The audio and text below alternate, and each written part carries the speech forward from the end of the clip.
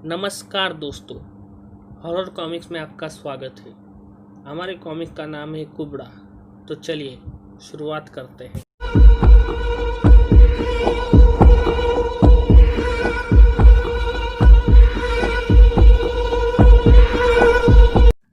भूतपूर्व राजा महेंद्र सिंह की कुछ आहट सुनकर नींद खुल जाती है।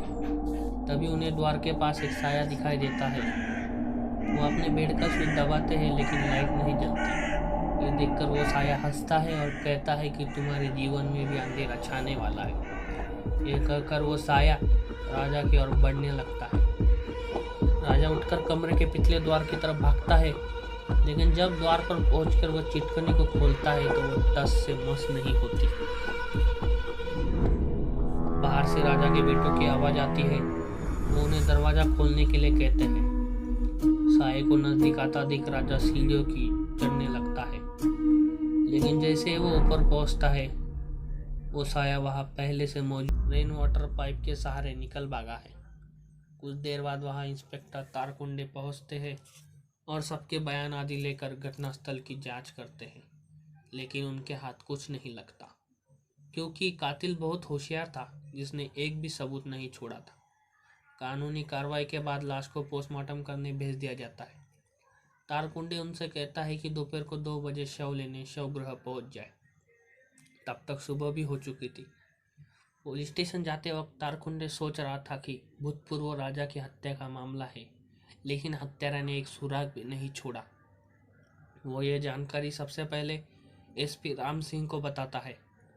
तारकुंडे कहता है कि अगर हत्यारा रेन वाटर पाइप के रास्ते भागा भी होगा, लेकिन पाइप से लगी खिड़की भीतर से बंद थी और नीचे जमीन पर पाँव के कोई निशान नहीं है। राम सिंह उससे कहता है कि पोस्टमार्टम रिपोर्ट आने के बाद ही वो अगला कदम उठाएंगे। दोपहर लगभग 2:30 बजे राजा साहब का पुत्र उनका शव उनके बंगले पर ले आया था। उनका बड़ा बेटा कहता है कि पिताजी के शव को शाल में लपेटकर उसी गाड़ी में स्मशान भूमि तक ले जाया जाएगा। उनकी माँ भी उनको जो उचित लगे वो करने को कहती है। तभी वहाँ एक नौकर आता है जिसका नाम कुबड़ा होता है।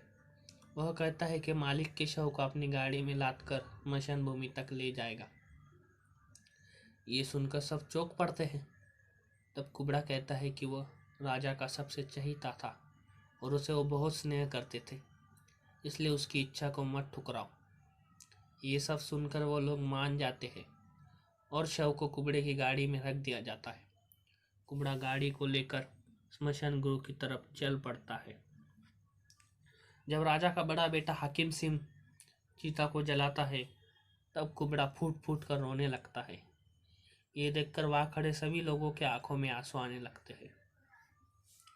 उसी रात हाकिम सिंह को सपना में अपने पिताजी दिखाई देते हैं, जो उसे कहते हैं कि उठो पुत्र, घुड़साल में तुम्हारी कोई बहुत बेचैनी से प्रतीक्षा कर रहा है।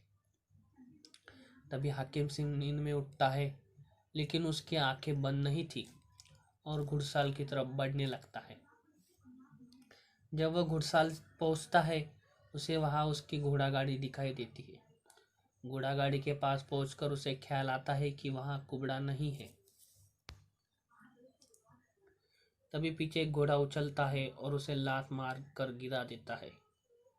तभी उसकी नींद खुल जाती है। वह उसे कुबड़े की आवाज आती है, जो उसे कहता है कि आज घोड़ा गाड़ी तुम जीतोगे। डरा हुआ हाकिम सिंह घोड़ा गाड़ी के भीतर देखता है और जोर से चीखता है, क्योंकि वह कुबड़ा मरा हुआ था। तभी फिर से कुबड़े की आवाज आती है कि अगर वो उसके बाप की तरह नहीं मरना चाहता तो घोड़ा गाड़ी में जूझ, वरना उसके ही घोड़े उसे रोन डालेंगे। हाकिम सिंह तुरंत घोड़ा गाड़ी में घोड़े की तरह जूझने लगता है। थोड़ा आगे जाते ही कुबड़े के निर्जीव शरीर में हरकत होने लगती है। फिर अचानक कुबड़ा उठकर हंटर हाकिम के पीठ पर मारता है। कुबड़ा लगातार उसको हंटर से मारता है और उसे घोड़ा गाड़ी उसी जगह पर ले जाने को कहता है जहाँ एक बार उन्होंने कुबड़े को पीट पीट कर अकेला छोड़ आए थे। थोड़ी देर पश्चात घोड़ा गाड़ी एक चट्टान के पास पहुंचती है। तब तक हाकिम सिंह बहुत थक चुका था। कुबड़ा उसे कहता है कि उसे कुछ याद आया। ये सुनकर हाकिम उसे माफी मांगता है, लेकिन कुबड़ा अपने आप में कहता है कि अगर तुझे माफ कर दिया तो उसे चैन नहीं मिलेगा, और फिर से उसे बंगले पर पहुंचने को कहता है। बंगले तक पहुंचते ही हाकिम खून की उल्टी कर जमीन पर गिर जाता है, लेकिन उसके नीचे गिरने से पहले ही कुबड़े का शरीर निर्जीव हो चुका था और हाकिम सिंह की मौत हो चुकी थी। सुबह एक नौकर की निगाह हाकिम सिंह पर पड़ती है। नौकर बंगले के भीतर भागता है, लेकिन वहां पर कुबड़े का जिस्म गायब था। तभी राजा के अन्य पुत्र और उनकी विधवा पत्नी आते हैं और अपने पुत्र का मृत शरीर देखकर वो बेहोश होकर नीचे गिर जाते हैं। सूरज सिंह मां को अंदर ले जाता है और अचानक घोड़ा गाड़ी को देखकर शंकर सिंह को कुबड़े का ख्याल आता है। वो एक नौकर को कुबड़े को उसकी कोठरी में ढूंढने के लिए भेजता है। नौकर जल्द ही समाचार लाता है कि कुबड़ा अपने कोठरी में सो रहा है। उसी दिन हाकिम सिंह का भी दाह संस्कार किया जाता है। मगर उसके तीनों भाइयों आपस में बात करके ये सोच रहे थे कि कौन उनका नया शत्रु है जिसने उनके परिवार के 2 सदस्य की जान ले ली। उस पर एक भाई कहता है कि यह किसी दुष्टात्मा का काम लगता है। इस पर शंकर कहता है कि वो उसके दोस्त तांत्रिक कपाली के पास जा रहा है, जो हत्यारों को पता ही नहीं बल्कि हत्यारे को खींचकर हमारे पास ले आएगा। सूरज सिंह उसे अपने साथ कुबड़े को भी ले जाने को कहता है। थोड़ी देर बाद शंकर तांत्रिक कपाली की ओर रवाना हो जाता है। रास्ते में वो कहता है कि कुबड़ा सिर्फ उनके मनोरंजन और गाड़ी खींचने का साधन है, वो अन्य किसी काम का नहीं। अन्य थोड़ी दूर जाते ही उसे कपाली अपने ओर आता दिखाई देता है। शंकर उसके पास पहुंचकर घोड़े से उतर जाता है। कपाली उसे कहता है कि ध्यान योग द्वारा उसे सब जानकारी मिल गई है और वह खेद प्रकट करने ही आ रहा था। शंकर सिंह कहता है कि वह हत्यारे के बारे में जानने के लिए कपाली के पास आ रहा था। इस पर कपाली कहता है कि उन्हें यह जानने के लिए एकांत और चट्टानी स्थान की आवश्यकता है। इस पर शंकर सिंह उसे अपने घोड़े पर बिठाकर चल पड़ता है। थोड़ी दूर वो पेड़ के पास आने पर कपाली उसे रुकने को कहता है और नीचे उतरकर उस जगह को पहचानने को कहता है। वो जगह देखकर उसके सामने अतीत का एक दृश्य आता है, जिसमें वो चारों भाई मिलकर कुबड़े को नाचने कहते हैं और उसके मना कहने पर उसे बहुत पीटते हैं। अचानक उसे कपाली का ख्याल आता है और वो पीछे मुड़कर देखता है, लेकिन कपाली वहां नहीं था। एकाएक उसकी नजर पेड़ पर जाती है जहाँ कुबड़ा उल्टा लटका हुआ था। वो वहां से भागने की कोशिश करता है, तभी कुबड़े के दोनों हाथ असाधारण तरीके से लंबे होकर उसे जकड़ लेते हैं। वो छूटने की बहुत कोशिश करता है, लेकिन कुबड़ा उसे चट्टान की तरफ दे मारता है। चट्टान से टकराते ही उसका सर तरबूज की तरफ फट जाता है। ये देखकर पेड़ पर लटका हुआ कुबड़ा रोने लगता है। आधे घंटे बाद कपाली बंगले पर आता है। शंकर सिंह के बारे में पूछने पर वो कुबड़े के साथ अभिमंत्रित त्रिशूल लेने गया है ऐसा कहता है। फिर मोहर सिंह अपने माँ के पास जाता है और सूरज सिंह कपाली के साथ एक बंद कमरे में चले जाता है, क्योंकि उनकी माँ भूत प्रेतों से बहुत डरती थी। शंकर सिंह के आने तक उस हत्यारे का पता लगाने कहता है। कपाली उसे हत्यारे से मिला ही देता हूँ कहकर आंखें बंद करने बोलता है और आंख खुलने पर वहां कपाली नहीं बल्कि कुबड़ा खड़ा होता है। ये देखकर उसे समझ जाता है कि उसके पिता और भाई की हत्या कुबड़े ने ही की है। बातों में उसे पता चलता है कि कुबड़े ने शंकर सिंह को भी मार डाला है और अब उसकी बारी है। ये सुनते ही सूरज सिंह उस पर कुर्सी, मेज इत्यादि अनेक वस्तु फेंकता है।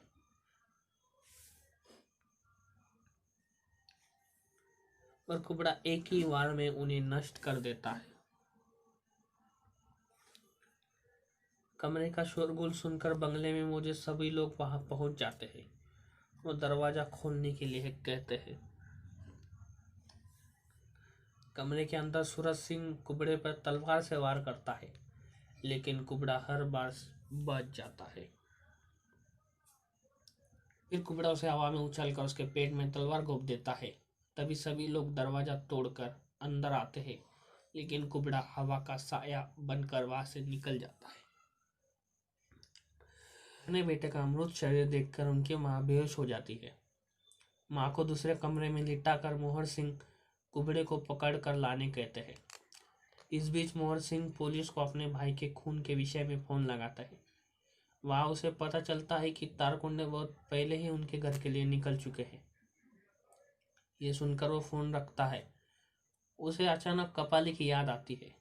उसे कपाली पर शक होता है। कमरे में पहुंचकर उसे याद आता है कि कमरा अंदर से बंद था और उनके पिताजी के टाइम भी कुछ ऐसा ही हुआ था। तभी वहाँ एक नौकर सूचना देता है, जो सुनकर वो स्तब्ध हो जाता है कि कुबड़ा अपने कोठरे में मरा पड़ा हुआ था। तभी वहाँ पर कांस्टेबल आकर शंकर सिंह की हत्या की भी सूचना देता है और तारकुंडे भी वही था। अगले दिन दोनों भाइयों का अंतिम संस्कार कर दिया जाता है, लेकिन कुबड़े के शव को किसी को परवाह नहीं थी। शाम की फ्लाइट से ही मोहर सिंह और उनकी माँ कनाडा के लिए रवाना हो जाते हैं। थोड़ी देर में उन्हें पीछे से कुबड़े की आवाज आती है। दोनों चौंक कर जब पीछे देखते हैं तो वहाँ पर कुबड़ा बैठा हुआ था और वो पूछते हैं कि वो यहाँ कैसे आया। तब कुबड़ा कहता है कि वो कुबड़ा नहीं है, बल्कि उसके मरे हुए शरीर में वास करने वाले उसके बाप श्यामू की आत्मा है और वो बदला लेने के लिए भटक रही है। तब वो पूछते हैं कि कैसा बदला। फिर श्यामू सारी घटना बताता चला जाता है। भाई मिलकर कैसे, जहां बचपन में चारों भाई मिलकर कैसे कुबड़े को तंग करते हैं, लेकिन एक दिन श्यामू गुस्से में आकर उन्हें मारता है। लेकिन बाद में राजा साहब श्यामू को हंटर से बहुत मारते हैं। उस दिन के बाद वे लोग कुबड़े पर बहुत अत्याचार करते हैं, लेकिन श्यामू कुछ कर नहीं पाता। एक दिन श्यामू ने रोककर पुलिस को उनके अत्याचार के बारे में बताने की धमकी देकर कुबड़े को वहां से ले जाता है। वो गांव छोड़कर जाने की तैयारी करता है, पर राजा उसे बंगले पर बुलाता है और वही उसकी हत्या कर देता है। गांव वालों को उसकी लाश पेड़ पर टंगी मिलती है। उन्हें लगता है कि श्यामू ने आत्महत्या की है, लेकिन कुबड़े के कारण श्यामू की आत्मा को मुक्ति नहीं मिलती। एक दिन चारों भाई कुबड़े को उसी पेड़ के पास लाकर उसे नाचने कहते हैं और उसके मना करने के बाद उसे बहुत अत्याचार कर मार डालते हैं। मरा हुआ समझकर वो वहां से चले जाते हैं, लेकिन श्यामू की आत्मा उसमें प्रवेश करती है। फिर सुबह कुबड़ा बंगले पर मौजूद था। उसके बाद वो कुबड़े का रूप लेकर श्यामू ने उसके पति और पुत्रों को मौत के घाट उतार दिया और जब तक कुबड़े के शरीर का अंतिम संस्कार नहीं करते तब तक उसे मुक्ति नहीं मिलेगी। एक दिन चारों भाई कुबड़े को उसी पेड़ के पास लाकर उसे नाचने कहते हैं और उसके मना करने के बाद उस पर बहुत अत्याचार करते हैं और उसे मार डालते हैं। मरा हुआ समझकर वो वहां से चले जाते हैं, लेकिन श्यामू की आत्मा उसमें प्रवेश करती है। फिर सुबह कुबड़ा वापिस से बंगले पर मौजूद था। उसके बाद कुबड़े का रूप लेकर श्यामू ने ही उसके पति और पुत्रों की मौत के घाट उतार दिया था और जब तक कुबड़े के शरीर का अंतिम संस्कार नहीं करते तब तक उसे मुक्ति नहीं मिलने वाली थी। वो कहते हैं कि आत्मा होकर भी उसने कुबड़े का रूप कैसे धारण किया। इस पर श्यामू की आत्मा कहती है, मैंने तो कपाली का भी रूप धारण किया था, क्योंकि बदले की आग में भटकती आत्मा में बहुत बल होता है, मुक्ति मिल जाती है।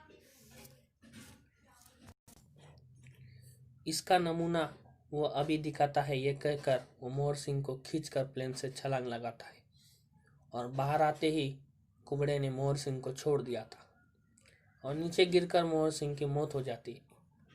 इससे पहले कि प्लेन जमीन से टकराता, श्यामू उसे पकड़कर सुरक्षित जमीन पर उतारता है, क्योंकि वह निर्दोष लोगों को मारना नहीं चाहता था।